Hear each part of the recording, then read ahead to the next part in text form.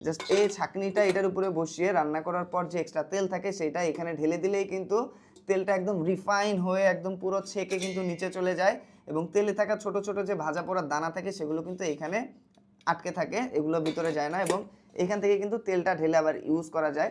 এবার কিন্তু China handmade oil filter jug নিয়ে এসেছি, কারণ এই জগগুলো যখন কেমিক্যাল পলিশড থাকে অথবা মেশিনে পলিশ করা হয় কেমিক্যাল দিয়ে, তখন কিন্তু যে তেলটা থাকে তেলটা যখন আমরা এগুলোতে রাখি তেলের সাথে কিন্তু ওই কেমিক্যালগুলোর একটা রিয়াকশন হওয়ার চান্স থাকে। তাই এবার কিন্তু পুরো China handmade oil filter jug নিয়ে এসেছি। তো রমজান মাসে কিন্তু এই জিনিসটা অনেক বেশি প্রয়োজন হয় আর এই জিনিসটা অনেক বেশি কাজেও লাগে, কারণ ইফতারিতে ভাজা পোড়া থেকে শুরু করে অনেক কিছু ফ্রাই করতে হয়, সেগুলোর জন্য কিন্তু অনেক তেল লাগে, তেলগুলো নষ্ট হয়ে যায় পরে, সেটা কিন্তু আর নষ্ট হবে না, এখানে রাখতে পারবেন। উপরে খুব সুন্দর একটা ঢাকনা দেওয়া আছে এবং নিচে রাখার জন্য কিন্তু একটা ট্রে সিস্টেম দেওয়া আছে, যার ফলে আপনি কিচেনে যে জায়গায় রাখেন না কেন ওই জায়গায় কিন্তু তেল পড়বে না।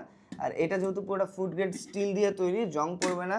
আর এটা যেহেতু হাতে আপনার পুরোটা পলিশ করা আছে সেই ক্ষেত্রে কিন্তু এটা দেখলে আপনারা বুঝতে পারবেন যে জিনিসটা পুরোটাই হ্যান্ডমেড এবং অ্যাস্থেটিক একটা জিনিস। দেখেন এই জিনিসগুলো কিন্তু খুবই রুচিশীল এবং খুবই কাজের। তো রমজান মাসে ইফতারিতে ভাজা পোড়া অথবা যে কোনো রান্না করার সময় আপনার যে পরিমাণ তেল লাগে তার থেকেও কিন্তু অর্ধেক তেল লাগবে যদি আপনার বাসায় এই চাইনিজ হ্যান্ডমেড অয়েল ফিল্টার জগটি থাকে।